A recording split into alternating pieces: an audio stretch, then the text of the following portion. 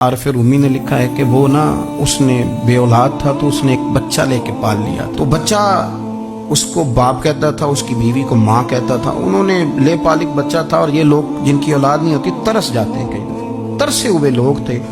बच्चे को ले लिया, पाला। वो बच्चे ने भी हद कर दी फर्मा बरदारी की। अब वो जवान हो गया और बड़ा खूबसूरत जवान हुआ। वो सुनार कहता है कि सारी जिंदगी मैंने सफाई में, नेकी में गुजार दी। एक दिन दुकान के पे एक औरत आई तो वो कहने लगी ये चूड़ियां मुझे खुद से आप पहना दें।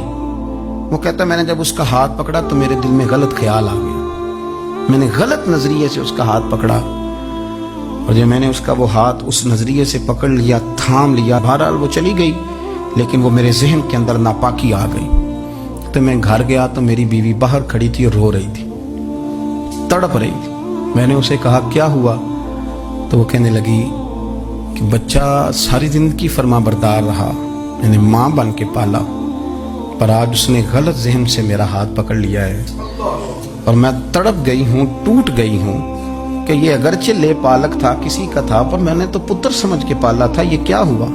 वो कहता मेरी चीख निकल गई। तो मैंने उसे कहा कि ये उसकी गलती नहीं, ये मेरी गलती है। मैंने बाहर आज नजर गंदी की है तो रब ने मुझे सजा दी, ये मुझे सजा मिली है।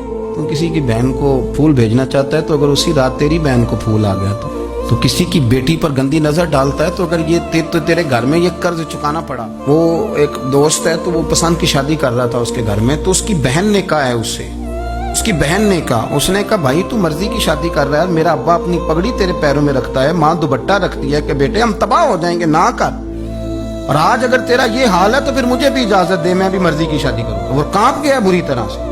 वो कहता है ये तू क्या कर रही है? उसने कहा तू तेरे लिए अगर ये जायज है तो मेरे लिए कैसे मना हो गया? तो ये कोई मुहज्जब कौमें नहीं जो ऐसे करती हैं, ये कोई तालीम याफ्ता होने की या गोरा चिट्टा होने की अलामत है। क्या आप किसी को फूल भेजेंगे? शर्म नहीं आती?